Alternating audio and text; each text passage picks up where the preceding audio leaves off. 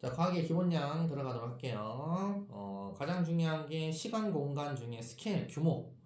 시간 규모, 공간 규모. 요걸 갖다가 우리가 아주 다양한 시간, 공간 규모가 있는데, 여기에 적절하게 쓰는 여러 가지 단위들, 이런 것들이 일단 1차적으로, 기본 단위 맞는 거, 이런 것들이 나오게 돼 있어요. 그래서 미시, 거시, 미시 세계의 단위를, 거시 세계의 단위를 쓸 수도 없고, 거시 세계에 쓸 수 있는 여러 가지 크기, 규모를 미시 세계의 어떤 측정 기구 가지고도 쓸 수 없잖아요. 그래서 우리가 일단은 크게 구별을 해서 미시는 일단 쬐깐한 것들, 그거 생각하시면 돼요. 원자 수준의 아주 쬐깐한 규모, 원자, 분자, 이온, 이런 거 원자, 분자, 이온을 줄자 가지고 잴 수 있겠니? 안 되잖아요, 그죠? 그래서 이런 것들이 미시다. 그리고 거시는 좀 더 훨씬 큰 거예요. 우리 눈에 우리가 봤을 때 다 느낄 수 있는 이런 세계를 거시 세계라고 하고, 보통 잘 보이는 건 나무 줄자 가지고 세면 되죠. 암소, 태양계는 줄자 가지고 안 되지만, 은하, 우주 뭐 이런 것들 있죠. 이런 규모의 세계를 우리가 미시, 거시 크게 이렇게 크게 나눕니다. 그리고 이제 미시, 거시의 시간, 공간이라고 해가지고 얘네들의 그 시공간 규모는 되게 쬐깐해요. 그죠? 원자하고 전자 거의 뭐 나노 뭐 이렇게 돼 있잖아요. 나노. 이 나노미터가 나와 있듯이 10의 마이너스 9승 미터야 나노가. 그리고 아토세크라고 그래서 AS라고 나와 있죠. 18승이에요. 마이너스 18승. 그러니까 엄청나게 작은 아주 미세하고 작은 시간을 이렇게 얘기하는 거예요. 그러면 이거 아토초가 몇 초냐? 이런 거 시험 안 나와요. 그런 시험 안 나오고, 이런 단위를 써야 된다라는 것만 알면 되지. 뭐 이렇게. 그리고 1AU 이런 것들은 큰 천문 단위잖아요. 이런 것들을 수소 원자 쓰는데 그런 단위를 써서는 안 된다. 이런 단위는 우리 태양 지구 이런 천문 단위로 우리가 해결을 해야 된다. 생긴 꼬락선이랑 비슷하게 생겼잖아요. 그죠? 그래도 쓰는 단위는 다르다. 그리고 시간 단위가 얘는 1, 뭐 이렇게 쓰고 얘는 아토세크. 이게 다르다. 그래서 맞는 단위를 써라. 우리가 방학 때도 많이 했듯이 이런 거 개념 잘 해서 정리 잘 해두시면 된다. 그래서 한 두 문제 나올 거예요. 시험 문제. 시험 문제는 한 30문제에서 32문제, 그 정도 나옵니다. 그 중에 두 문제가 여기서 출제가 돼요. 그리고 이제 자연현상 규모가 적절하게 시공간을 우리가 측정하는 건데, 과거 측정 방법은 주로 거시세계 시간과 길이 측정만이라고 되어 있죠. 왜냐하면 눈에 보이는 것들만 측정하다 보니까 거시세계만 측정했어요. 과거에는 미시세계를 알 수 없었기 때문에. 그래서 태양이 언제 뜨니, 그리고 달이 저런 모양이네, 뭐 이런 것들을 이용해 가지고 만든 게 바로 앙부일구라고 하는 조선시대의 해시계입니다. 해시계. 그림자가 생기는 거 이용해 가지고 낮의 시간을 아는 것이지 밤 시간을 모릅니다. 그리고 진자식이라 그래서 똑딱똑딱 왔다 갔다 하는 그런 겁니다. 이거 이용해서 이 몇 번 왔다 갔다 해냐 가지고 한 몇 시쯤 되겠다 이렇게 해서 시간 측정했대요. 물시계도 있고 막 있긴 있어요. 그래서 시간 측정을 그렇게 했고, 길이 측정 같은 경우는 우리 신체 부분의 길이, 팔 길이나 뭐 발 한 발, 두 발 이런 발폭 가지고 또는 일정 길이 막대기를 갖다 준비해 가지고 길이를 막 측정을 했대요. 그렇게 해서 하다 보니까 막대기를 좀 짧게 해서 이렇게 했더니 좀 많이 남거든. 장난을 많이 치는 거서 표준이 없었던 거예요. 그래서 예전에는 이렇게 측정을 했지만 현대에는 정확하게 하기 위해서 시간은 세슘이라고 하는 원소에 진동하는 횟수를 이용하는 것인데, 세슘 원자식에 가지고 정밀 측정한다. 이 정도만 알면 돼요. 세슘이라는 놈 가지고 하여튼 쓰는구나 정도만 알면 되고, 얘네들은 외부의 어떤 영향을 받지 않기 때문에 이거 가지고 많이 쓴다. 그리고 길이 측정을 할 때는 길이는 빛이 한번 갔다가 왕복하는 시간을 재면 되잖아요. 왕복한 시간.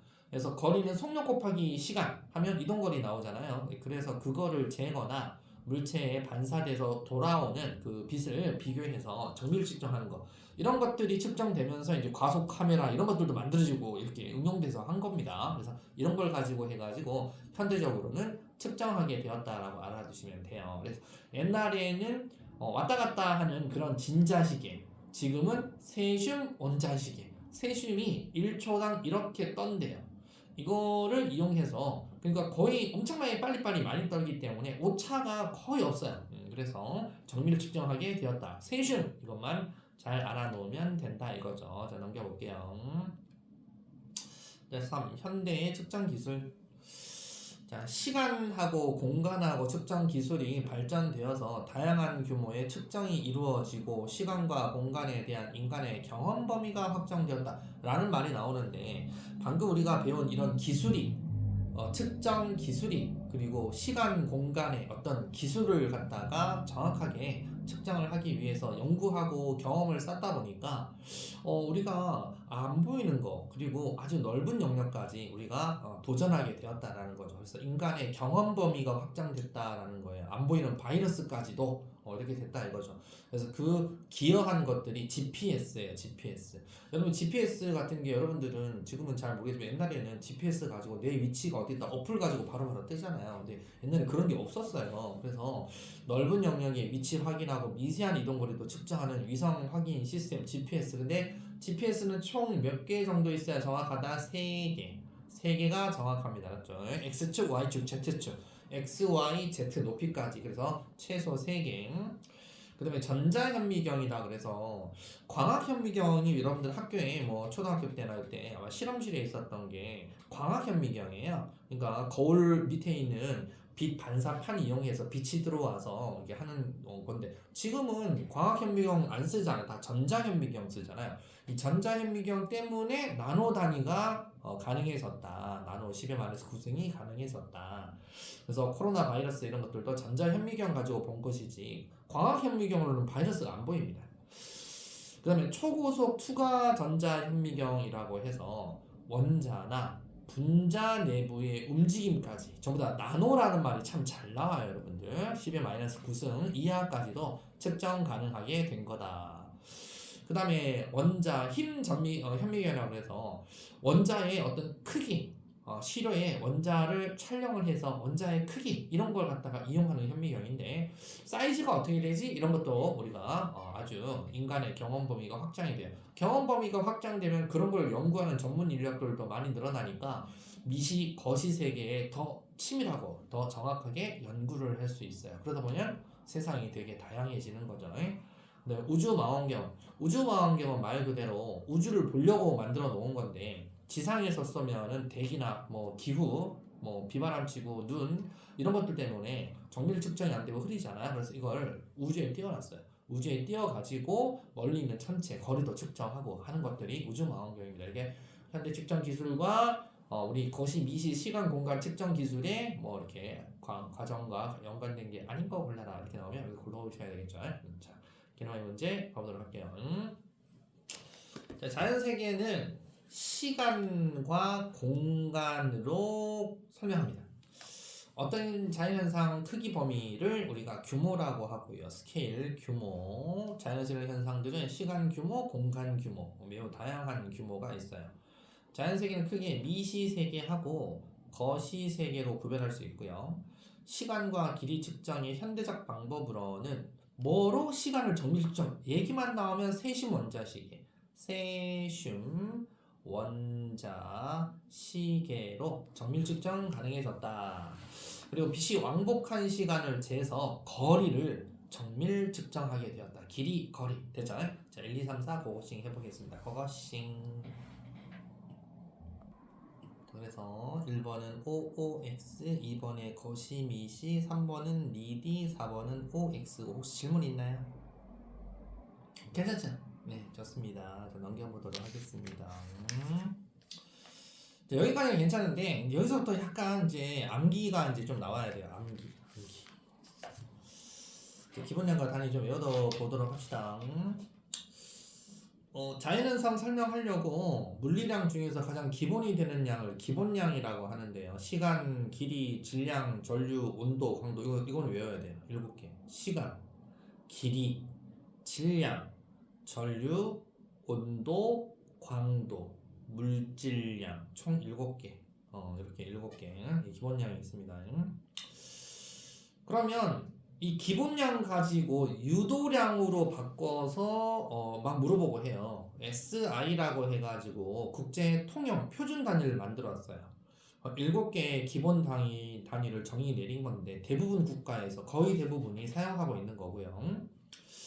온도는 우리 도시 쓰잖아요. 원래는 기본 단위가 켈빈입니다. 그래서 이거 다 단위 다르. 시간은 세컨, 초, 길이는 미터, 질량은 그람이 아닙니다. 킬로그램이고요. 전류는 암페어가 기본이고 온도는 켈빈이고 광도는 CD, 칸델라, 물질량은 몰이라고 해서 이렇게 쓰는 게 기본량의 단위다.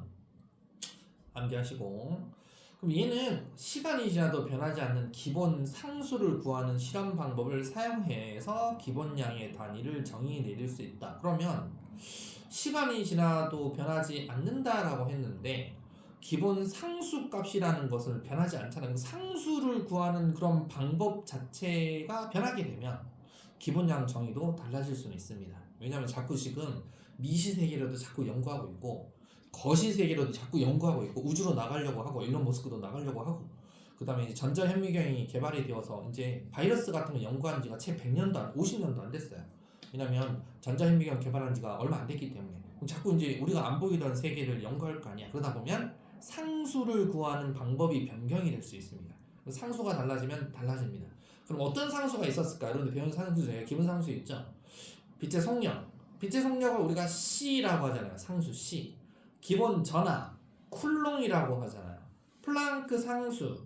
플랑크 상수가 바로 H. 아보가드로 상수.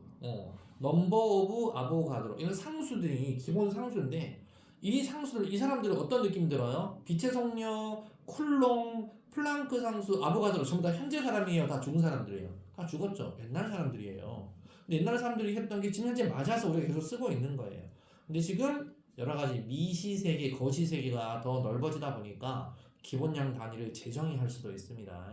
자, 그러면 기본량의 확립 과정부터 가보시면 1790년 프랑스에서 미터법이 제정되었는데 길이는 미터, 질량은 킬로그램을 기본 단위로 한 단위법이 만들어지다 보니 국제 미터 협약이라는 걸 만들어서 이때 이제 1800년도 때 오면서 미터 협약이라는 걸 해요. 그 이후에 나머지도 추가가 되어서 총 몇 개 된 거예요? 7개까지 된 겁니다. 그래서 처음에는 뭐부터 했다?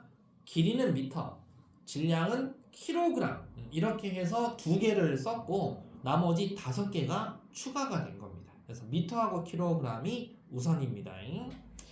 그래서 국제 단위의 확립 다시 1900년도 다시 100년 정도 지나가지고 국제 도량형 총회에서 정비를 했어요. 그래서 SI라고 하는 국제 단위계로 통일하는 게 바로 기본량 확립이다. 자, 그럼 이제 기본량에서 이제 유도량으로 들어갑니다. 유도량 단위 한번 봐볼게요. 기본량에서 유도된 물리량을 유도량이라고 하는데 기본량의 단위를 조합해서 나타냅니다라고 해서 보시면 시간 세크 길이 미터를 이용해 가지고 뭘 만들 수 있을까? 네, 속력을 만들 수 있잖아요. 속력이 시간분의 거리니까 그래서 이게 만들어진 거죠. 속력은 미터 퍼 세커다. 그래서 속력은 기본량 누구와 누구로부터 유도됐니? 길이라고 한 미터와 시간이라고 하는 걸로 유도된 유도량이다. 그래서 각종 유도량 보시면 길이라는 거 가지고 넓이 유도량도 만들었고요. 세제곱에서 부피 유도량도 만들었고 미터 퍼 세커가 속력이면 미터 퍼 세커 제곱은 가속도고 그 다음에 질량 단위가 킬로그램이었는데 넓이, 길이, 부피 이런 걸 이용한 미터 세제곱을 해서 밀도라는 유도량도 만들었고 농도도 만들었고 그죠? 그래서 얘네들을 이용한 조합으로 만들어진 게 바로 유도량입니다. 기본량, 유도량 알았죠? 그러니까 부피 이런 거 보고 기본량 어쩌고저쩌고 하면 큰일 나요. 부피는 유도량이고 길이가 부피의 기본량이죠. 그래서 기본량하고 유도량 이게 무조건 시험 문제입니다. 그렇죠?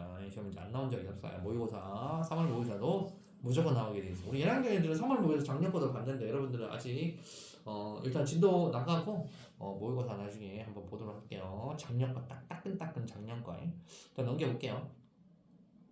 자, 그럼 여러 가지 유도량과 단위 한번 봐보자. 자, 유도량이 넓이잖아요. 넓이 가로 곱하기 세로 길이 곱지죠. 넓이 단위 제곱미터 그죠? 부피 세제곱미터, 속력 단위 시간당 이동거리 미터 퍼 세크 그죠? 가속도 미터 퍼 세크 제곱. 자, 그러면 힘이라고 하는 것은 유도량이죠. 질량 곱하기 미터 퍼 세컨. 그래서 F는 MA 기억납니까? F는 M 곱하기 A. 그래서 우리 물리 조금이라도 했으니까 기억날 거예요. MA. 그래서 이게 M A F는 MA. 이게 바로 킬로그램 미터 퍼 세컨. 아, 이게 힘 얘기하는 거구나.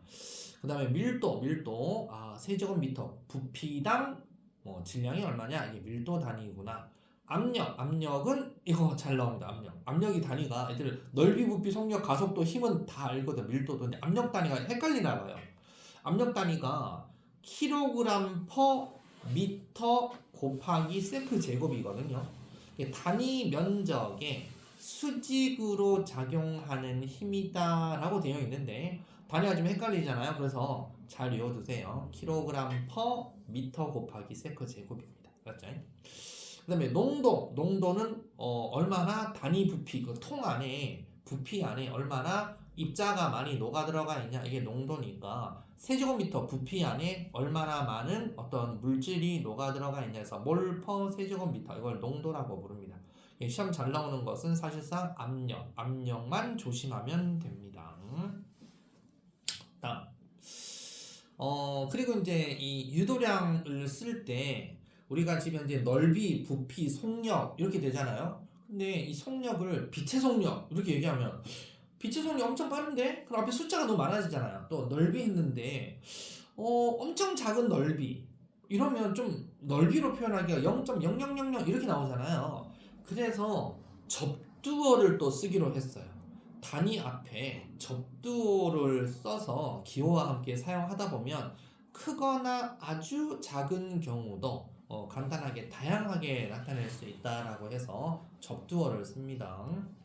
자, 그럼 접두어 나노 이제 외워야 됩니다. 나노 잘 나온다고 했잖아요. 10-9승 맞죠? 마이크로 하면 10-6승. 그 다음에 밀리미터 밀리 10-3승 1000분의 1이다 이 뜻입니다. 센티 10-2승. 그 다음에 센티하고 대칭되는 게 헥토 10-2승. 밀리하고 대칭되는 게 킬로가 10-3승, 밀리가 10-3승, 메가라는 게 10-6승, 10-6승, 기가 10-9승, 10-9승 이렇게 대칭으로 만들어 놨습니다.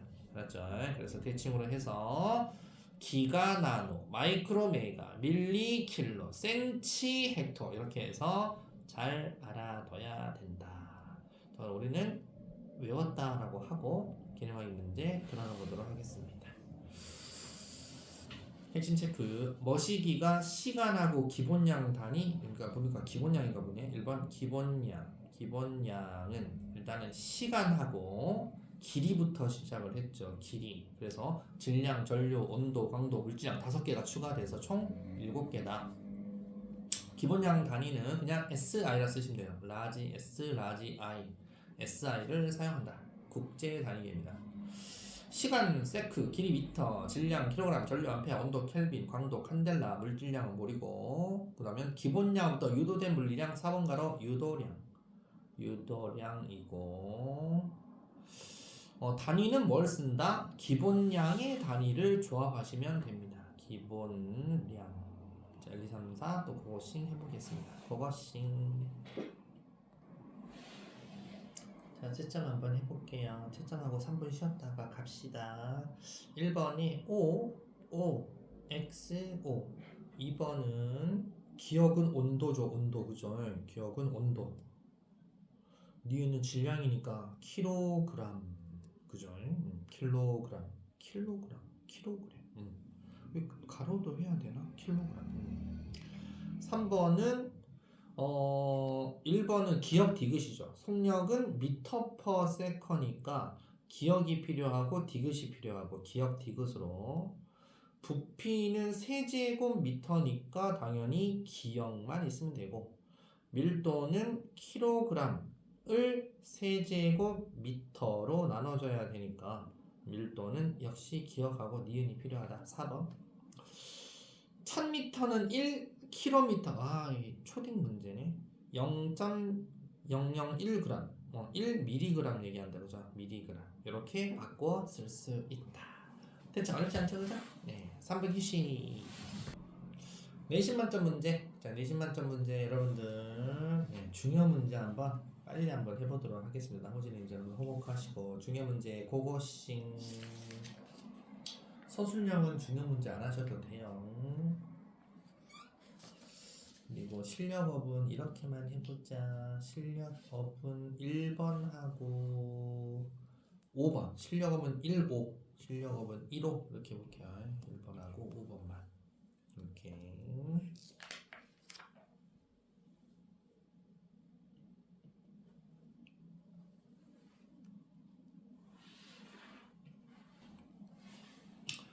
자, 내신 만점 문제 1번은 기니 D가 다 맞죠. 5번은 기니 D가 다 맞죠. 5번은 5번이고요. 7번은 1번이에요.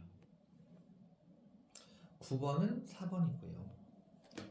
제시드 12는 3번이고요. 14도 3번입니다. 자, 검토 및 질문 있으면 질문 괜찮죠? 그죠? 다음에 실력업 봐볼게요. 1번은 3번 5번에 틀린 거 4번이 틀렸습니다. 이게 뭐야? 센티파스칼? 10의 제곱파스칼이 센티파스칼? 이 10의 제곱을 접두어를 헥토라고 부릅니다. 그래서 10의 제곱파스칼은 1 스몰 h 헥토파스칼이라고 해야 됩니다. 그래서 헥토파스칼. 그래서 5번 한번 단위 잘 나오는 거니까 한번 해봤습니다. 자, 그러면 실력업 1번, 5번도 질문 있나요? 괜찮나요? 네, 좋습니다. 그래서 이거 잘 몰랐다, 5번 잘 몰랐다 싶으면 앞에 우리 그 단위 접두어라고 했던 거 있죠.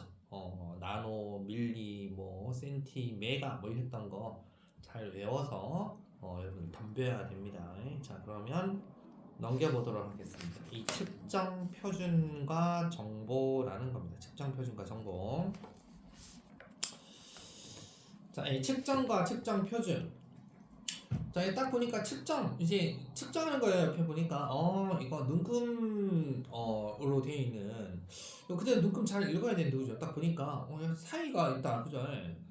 한 70이고 여기가 75 정도 되는데 76하고 75하고 좀 사이네. 그럼 약간 중간 정도니까 70 한 5.5 정도 읽으면 되겠네, 그죠? 그래서 눈금 읽기도 서로 간에 약속이 된 거예요. 10분의 1 정도 10등분 사이 해가지고 이렇게 돼 있기 때문에 75, 76 사이도 이렇게 돼 있기 때문에 그러면 75.5 이렇게 읽어줘야 된다. 이것도 약속입니다. 자, 그러면 측정과 측정 표준에 우리가 어떤 약속을 해서 이렇게 하자라고 정해놨는지 내용 한번 봐보도록 하겠습니다. 측정이라는 것과 어림이라는 게 있는데요. 측정 양을 한번 재보자라는 거죠. 길이, 질량, 부피 이런 거 양을 재보자 이런 겁니다. 숫자로 해서 딱 나타내면 표현하기도 좀 편리하고 좋잖아요. 적절한 우리 측정할 때 적절한 측정 단위와 적절한 측정 도구를 사용해서 좀 정확하게 측정해주면 되겠죠. 그래야 잘 측정된 것은 명확합니다. 그리고 정확합니다. 이런 걸 통해서 서로 물건을 사고 팔고 의사소통이 가능케 해줍니다. 그래서 측정이 중요한 이유가 그겁니다. 우리가 측정한 건 뭐 금덩어리 1kg인데 자기들 집에 가져가서 재보니까 900g이야. 그러면은 이게 의사소통이 서로 안 되는 거죠. 900을 팔아놓고 왜 1kg만큼의 돈을 지불하면 안 되잖아요. 그러면 이게 서로의 신뢰도가 깎이는 거죠. 그래서 정확하게 우리가 표준을 만들어줘야 돼요. 그럼 어림이라는 건 또 뭐냐? 이렇게 어림에 별표처럼 이렇게 다이아몬드가 딱 그려져 있죠. 도구는 없는데 추정하는 활동입니다. 그래서 적절하게 도구를 잘 활용한 사람일수록 경험이 많을수록 정확한 어림도 할 수 있는 거예요. 어림이라는 게 안 좋다라는 게 아니라 추정하는 활동을 할 때에는 도구도 많이 사용해 본 사람, 과학적 사고로 자료, 측정 경험 이런 것들 바탕으로 수행을 해야지 아무 뭐 알지도 못하는 사람이 그냥 대충 그냥 뭐 이렇게 하면 안 되겠죠, 그죠? 그래서 어림을 우리가 측정을 할 때 이 어림이라는 것은 도구를 내가 어떤 도구를 선택을 해야 하는지에 굉장한 도움을 주고 있습니다. 부피 측정할 때 부피도 이거 부피 측정할 때 이런 도구를 사용하면 되겠구나 이렇게 어림을 할 수 있잖아요. 그래서 그게 바로 아주 중요한 활동이 됩니다. 그래서 측정 표준이라는 것부터 가보시면 일관성이 있어야 되겠죠. 과학적 기준이 명확합니다. 표준화된 단위가 있어요. 그리고 그런 도구로 표준 물질 등을 갖다가 기준으로 해서 딱 측정을 해야 되겠죠. 요거는 요만큼만 있어야 얼마야? 요 물질은 이만큼만 있어야 어떻게 되는 거야? 이런 표준 물질들이 있어요. 그럼 이거의 변화는 어떻게 됐냐? 예전에 18세기 말이라고 되어 있는데 시험 안 나와요, 이런 거. 북극에서 적도까지 길이, 왜 북반구에 인구가 많이 살다 보니까 북극에서 적도까지 길이의 1000만 분의 1을 측정해서 이걸 1m다라고 정의를 하고 미터 원기, 이게 미터의 기준이 되는 도구야 라고 해서 1m짜리 금속 막대기를 만들었어요. 그렇게 해서 이걸 갖다가 각 나라에 보급을 합니다. 그리고 표준으로 활용을 했어요. 근데 이제 시간이 지나다 보니까 이게 손상이 되고 길이가 늘어났다 줄어들었다 하면서 이게 다른 불변하는 기준이 좀 필요해졌다라는 거죠. 그래서 또 나옵니다. 뭐다? 빛으로 이용하는, 빛이 왔다 갔다 하는 이 빛이 299792458분의 1초인데요. 이게 이제 약 빛의 속도입니다. 299792458 미터 퍼 세커가 빛의 속도고 미터 퍼 세커 속도분의 1초. 그러니까 이 속도를 이거분의 1로 나눈 이 거리를 1m다라고 바꿔버립니다. 1983년도에 이렇게 해서 새로 정의를 내리고 이렇게 해서 좀 더 초정밀적으로 정확한 게 빛은 진공에서 가는 속도니까 진공이 라면 똑같은 겁니다. 그러니까 어느 나라든지 진공 속에서 빛의 속도가 똑같기 때문에 이걸 표준으로 만들었어요. 그래서 정밀하게 측정이 되도록 한 거다. 자, 그러면 이거의 활용은 어떻게 활용하면 될까요? 자, 우리 여러 가지 일상생활에서 다양하게 우리가 이용되는 그 예를 봐보시면 기온을 도시 단위로 측정해서 기온과 폭염주의보 발령 지역도 안내해주면 우리 사람들이 몇 도씨면 폭염이야? 이런 걸 머리에 인지하고 있으니까 30도야. 그럼 덥겠네. 10도 이하야. 그럼 춥겠네. 딱 느껴지잖아요. 그래서 이런 걸 활용을 해서 안내도 해주고 옷을 그러면 따뜻하고 또는 뭐 두껍고 얇게 이렇게 입는 것에 어떤 표준을 안내를 해주니까 우리가 이제 그런 거에 대비를 할 수 있죠. 제한 속도도 여기 50이야. 그러면 여기 과속하면 안 되겠구나. 얼마 정도로 가자. 뭐 이런 것들. 미세먼지도 마이크로그램 per 세제곱미터라고 해서 가로 세로 높이 1 세제곱미터당 몇 마이크로미터. 여기 보니까 17이라고 찍혀 있네. 그죠? 이런 거 가지고 행동 요령 이런 것들도 안내해주고 식품에 있는 여러 가지 영양 정보. 소리 세기 데시벨 단위로 되어 있는 그 공사장 소음이 몇 데시벨 이상이면은 소음이구나. 뭐 이런 것들도 우리가 측정을 하게 되었다. 그리고 혈당량, 이게 혈당 재는 건데 밀리그램 퍼 데시리터라고 해가지고 단위로 측정해서 혈당 관리한다. 뭐 이렇게 돼 있는 겁니다. 이런 것들을 활용하다 보니까 사람들끼리 좀 신뢰가 간다 이거죠. 신뢰. 나의 뭐 이렇게 혈당량이 얼마다 신뢰가 가고 이런 게 중요한 겁니다. 측정 표준의 활용이었고요. 다음. 다양한 측정 표준이 활용되는 예가 뭐 있을까라고 해서 실내 공기 질 측정하려는 화학물질의 여러 가지 종류가 실내에 화학물질이 있겠죠. 그 화학물질은 이 정도는 괜찮아. 이 정도 이하로 있어야 돼. 이거 이상이면 공기가 안 좋은 거야. 이렇게 표준으로 만들어 놨어요. 그러니까 우리나라 공기청정기가 해외에도 팔리는 거고 해외 공기청정기가 우리나라에도 팔리는 거고 이 정도 있으면 남들 다 안 좋다 그러는데 공기청정기는 좋아. 현재 공기 좋아. 이렇게 할 수는 없잖아요. 그래서 표준으로 정해놨습니다. 층간소음도 우리가 소음 발생시키는 원인, 방법, 측정 기기, 종류, 측정 어떤 자세 뭐 이런 것들 다 이렇게 정해놨어요. 이렇게 해서 층간소음은 이거 이상 되면 소음이야. 이거 이하 되면 뭐야? 이렇게 해놨어요. 미세먼지도 마찬가지. 특별한 그런 함량이 어느 정도 이상이다. 미세먼지다. 이런 걸 정확하게 측정기기가 측정을 합니다. 자, 이런 것들이 활용이 되어서 사용하다 보니까 아주 중요해졌어요. 이걸 사용해서 하다 보니 신뢰가 간다는 거죠. 이걸 이용해서 제공되는 정보는 신뢰할 수 있습니다. 그래서 일상생활도 이걸 믿고 편리하게 우리가 할 수 있다. 마음 놓고 할 수 있다. 또 원활한 의사소통, 공정한 거래, 우리가 물건을 다른 나라에 팔 때도 정확하다, 이렇게 신뢰할 수 있다라는 거죠. 그리고 이제 서로 다른 이런 단위를 사용하거나 측정 방법이 달라서 생기는 혼란, 이런 것도 방지할 수 있고 연구 결과의 신뢰도를 높일 수 있다. 그리고 이런 것들을 서로 공유하면서 소통도 원활하게 되고 요구사항이 있으면 그 요구사항을 반영하게도 되었어요. 그렇게 해야 이제 우리나라 물건을 많이 사가고 뭐 그런 거 아니겠어요, 그죠? 네, 내용 됐죠? 자, 개념화의 문제 봐볼게요. 물체의 길이, 질량, 부피 등의 양을 재는 활동을 측정한다라고 해서 측정이라고 해요. 측정 도구 없이 어떠한 양을 추정하는 활동을 어림이라고 해요. 어림. 정확하고 일관성 있는 측정을 위해 만든 과학적 기준, 이걸 측정 표준이라고 합니다. 측정 표준. 당연히 표준 방법, 표준하는 측정 도구, 표준 물질 이런 것들이 기준이 있어야 되고 유용하게 현재 활용하고 있다. 자, 1, 2, 3, 4 고고싱 하겠습니다. 고고싱. 자, 1번에 OXOO, 2번은 어림이라고 그래요. 어림. 3번은 OXO, 4번은 기억과 디귿. 니은 이마에 손대서 체온 확인한다. 이건 안 되고요. 자, 1, 2, 3, 4 괜찮습니까? 네. 자, 좋습니다. 넘겨보겠습니다. 자, B. 신호와 정보. 네, 신호와 정보 봐보도록 하겠습니다. 신호와 정보. 자, 여러분들 신호 정보는요, 이렇게 생각하시면 돼요. 신호.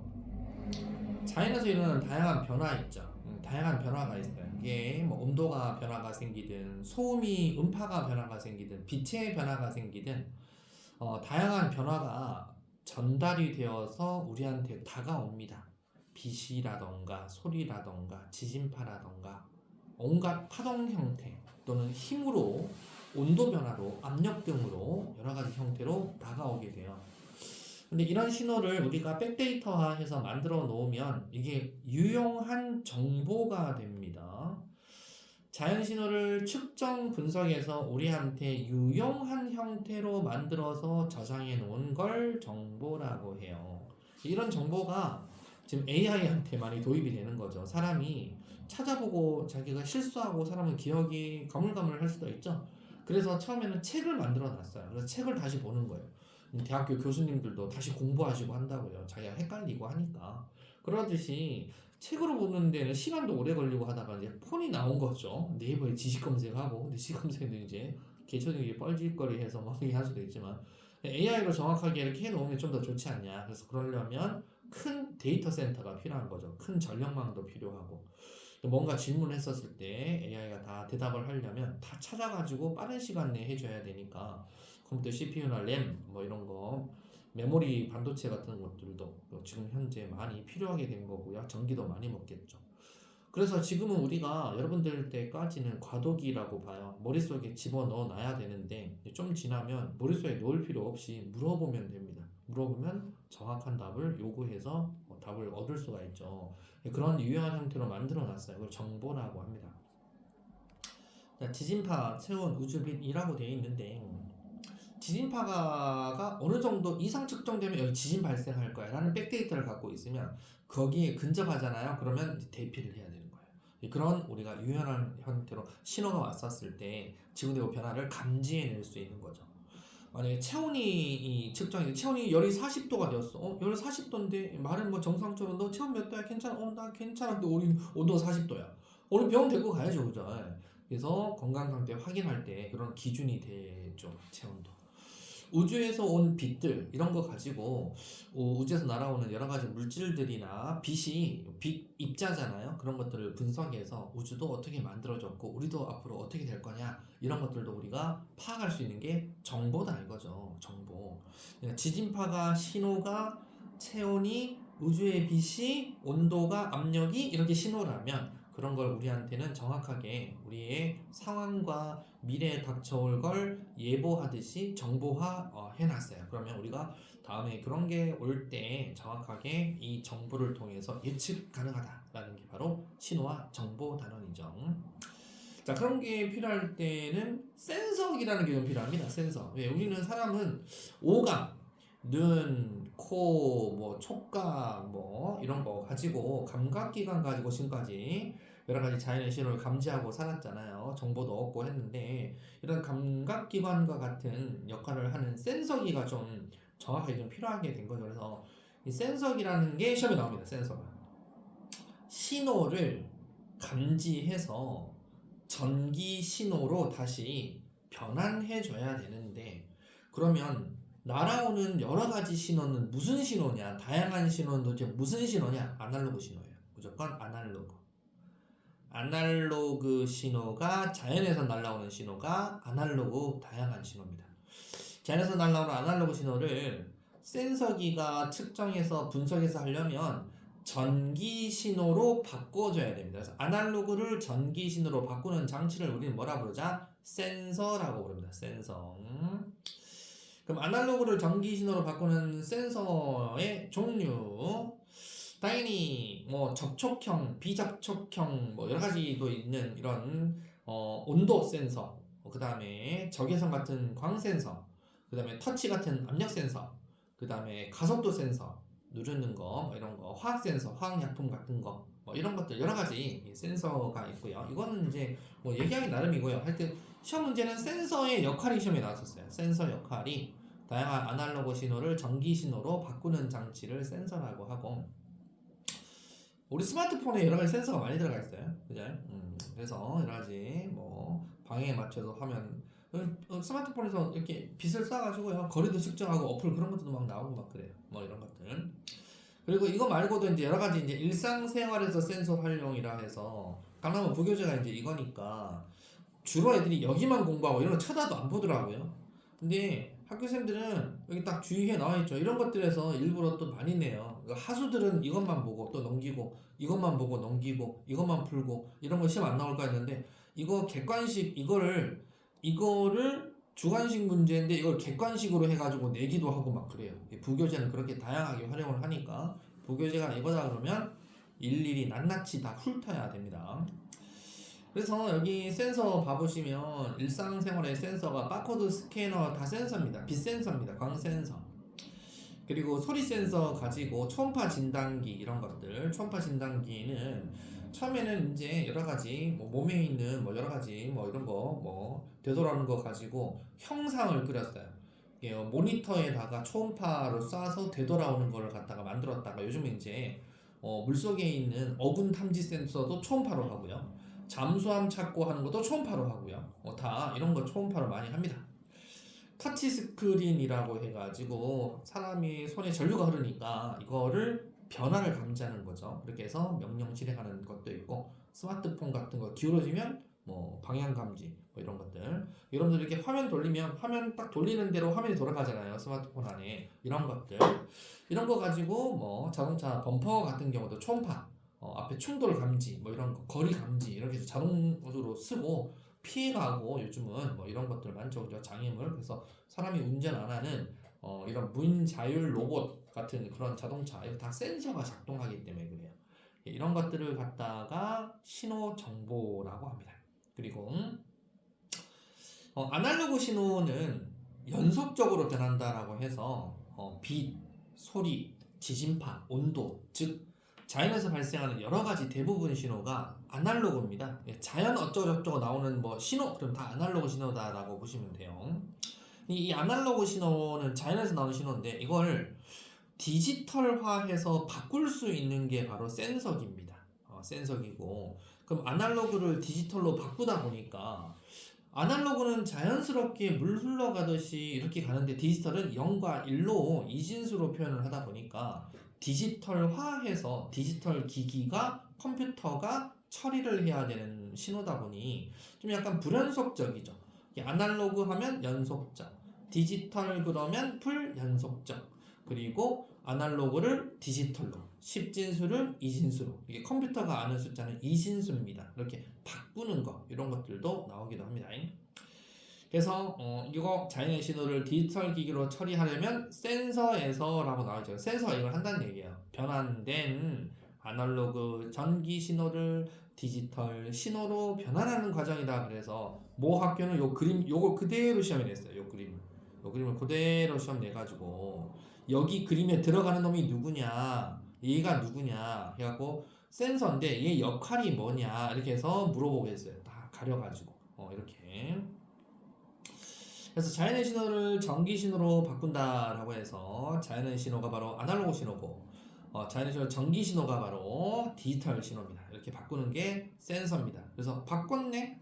어떻게 바꾼다? 센서가 이렇게 한다라는 게 아니고 센서 안에 이런 신호를 센서가 이런 신호를 이렇게 바꿉니다라는 게 센서가 하는 놈이다라는 겁니다. 알았죠? 자, 그래가지고 이렇게 바꾸는 역할, 여러 가지 자연에서 오는 여러 가지 변화를 센서가 하는데 바꾸는데 어떻게 변환한다? 아날로그를 디지털로 이렇게 바꾼다. 그래서 센서의 정의 주의해. 참 잘 내다보니까 준 거예요. 아날로그 신호를 감지하고 전기 신호로 일단 바꿔야 됩니다. 아날로그 전기 신호로 바꾸고 이거를 정확하게 입력을 하고, 근데 센서를 통해서 얻는 전기 신호가 결국 디지털 정보가 되는 것에 초점을 맞추어서 센서 정의를 아날로그 신호를 디지털 신호로 변환한 장치라고도 설명하기도 한다. 근데 여기 보시면 그런데라고 되어 있죠. 그런데 센서는 아날로그 신호를 감지하는 기구입니다. 그럼 감지를 해서 센서가 감지해내는 것이 있어요. 그러니까 우리 사람은 디지털을 못 느껴요. 그러니까 사람은 예를 들어서 쉽게 누가 어떤 모기가 앵앵거린다, 그 모기가 앵앵거리는 걸 나는 못 느끼고 있는데 그게 내 몸에 귀에 부착되어 있는 어떤 센서기가 지금 모기가 오고 있어요 라고 알려주려면 그 센서기가 모기가 날라오는 그 아날로그 신호를 감지해야 되겠죠. 그 다음에 얘가 디지털화로 바꿔서 나한테 알려줄 때는 아날로그로 나한테 알려줘야 쌤이 느낄 수가 있죠. 여러분 느낄 수 있죠. 우리는 전기 신호를 몰라요. 사람은 우리가 무슨 로봇이 아니잖아요. 전기를 모르기 때문에 걔가 다시 아날로그로 바꿔줘야 됩니다. 그래서 아날로그 전기 신호로 바꾼 후에 처리를 해줘야 되는데 여기 이 뜻이 이거예요. 어떤 출판사에서도 그걸 이렇게도 표현을 하고 있다. 아날로그를 디지털로 변환하는 장치라고도 설명하기도 하기 때문에 그래서 아날로그 신호를 디지털 신호로 바꾼다라고 해도 틀린 건 아니다. 그래서 이거 센서 얘기를 할 때 각 학교마다 좀 다르게 설명할 수 있습니다. 왜냐하면 센서가 종류가 너무 다양하니까 그래요. 그래서 여기 이 책이 부교재다라고 하면 뭐라고 돼 있어요? 자연의 신호는 아날로그 신호고요. 이거를 아날로그 전기 신호로 바꾼다 이거예요. 그래서 이 말이에요. 센서 기능이 아날로그 신호는 이런 목소리입니다. 쌤 목소리가 전기 신호 아니잖아요. 이 아날로그 신호를 아날로그 전기 신호로 변환한다 이 말이에요. 그래서 여기 이 말이에요. 자연의 신호를 전기 신호로 변환한다는 뜻이 아날로그 전기 신호로 바꾼다 이거예요. 그래서 이게 바로 아날로그 신호인데 아날로그 전기 신호예요. 얘가 아날로그 전기 신호입니다. 플러스 전압하고 마이너스 전압으로 바꾼 거, 윗볼록 아랫볼록 이렇게 바꾼 걸 아날로그 전기 신호라고 부릅니다. 이 신호를 보고 이 전압이 Y축, X축, 시간 이렇게 있으니까 이거 디지털 신호 아니야? 그럼 안 돼요. 이거는 아날로그 전기 신호입니다. 무조건 아날로그 전기 신호를 디지털로 바꾸는 장치가 바로 컨버터라 그래서 ADC, 아날로그 디지털 컨버터라고 따로 있는데 이렇게 설명해준 선생님이 있다라고 하면 센서는 그 선생님은 어떻게 표현하는 거다?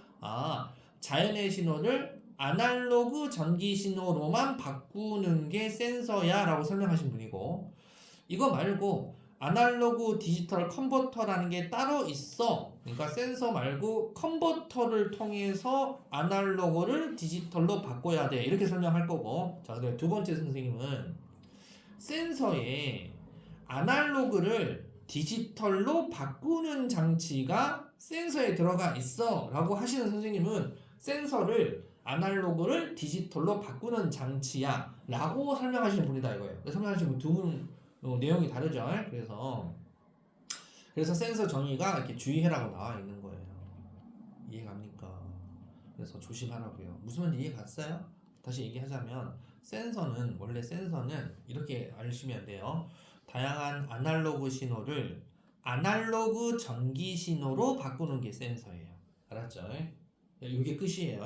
그러면 아날로그 전기 신호를 디지털로 바꾸려면 센서가 하는 게 아니고 아날로그 디지털 컨버터라는 게 변환을 시켜줘야만 아날로그 신호가 디지털로 바뀌어요. 쌤은 이렇게 설명해줬어요. 그 여학생한테.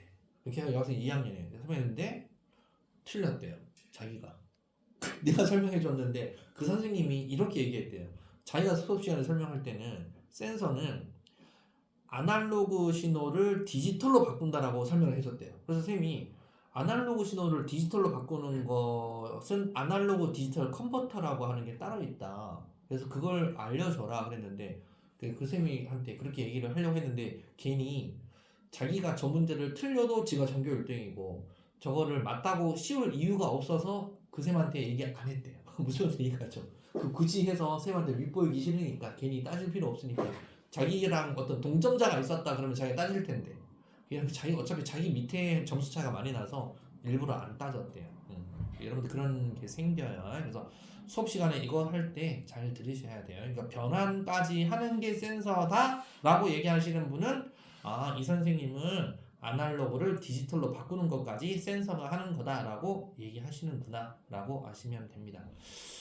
그게 아니다 그러면 아날로그 신호를 아날로그 전기 신호로 바꾸는 게 센서고 또 아날로그 전기 신호를 디지털 신호로 바꾸는 것은 ADC라고 해서 아날로그 디지털 컨버터라는 게 있구나라고 또 따로 설명해 주십니다. 자, 그러면 디지털 신호 특징은 신호 저장, 재생, 전송 아주 편하잖아요. 그러니까 우리가 멜론 이런 데서 음원 다운받아가지고 할 때 그거 이런 뭐예요? 그 전기 신호예요. 전기 신호기 때문에 그거를 핸드폰에서 좀 고음질로 다운받으면 소리가 좀 맑게 들리고요.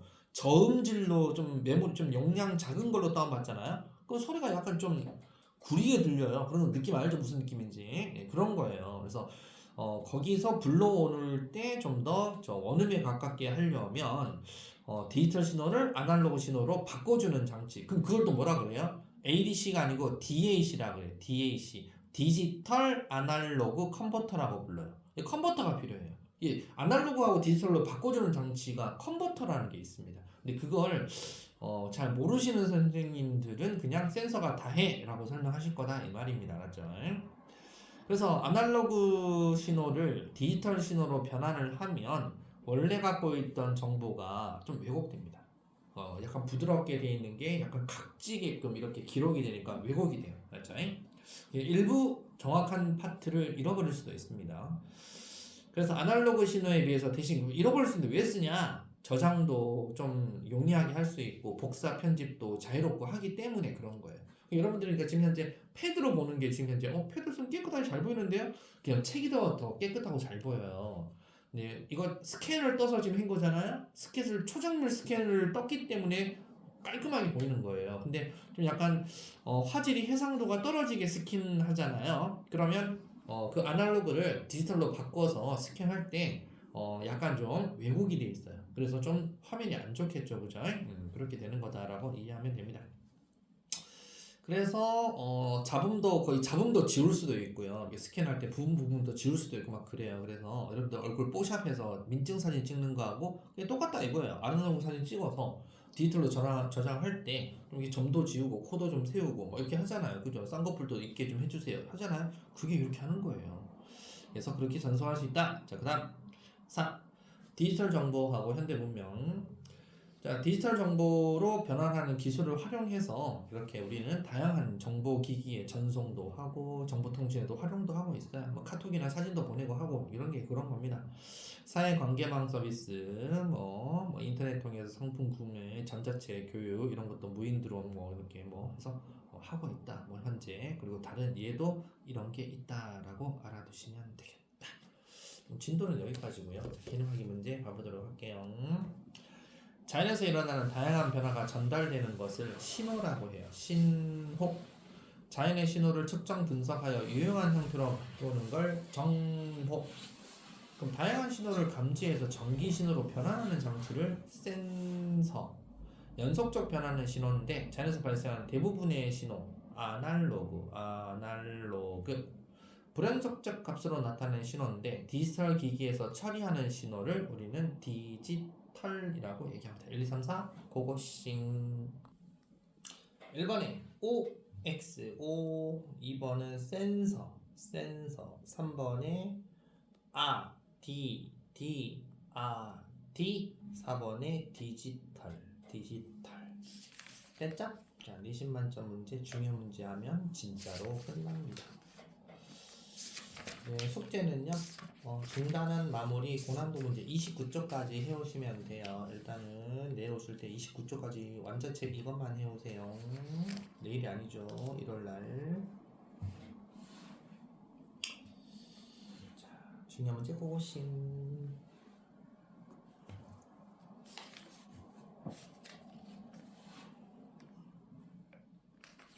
중요 문제가 하나, 둘, 셋, 넷, 다섯, 일곱. 중요 문제가 좀 많네. 중요 문제만 하세요. 실력업하고 뒤에는 어차피 숙제를 해야 되니까.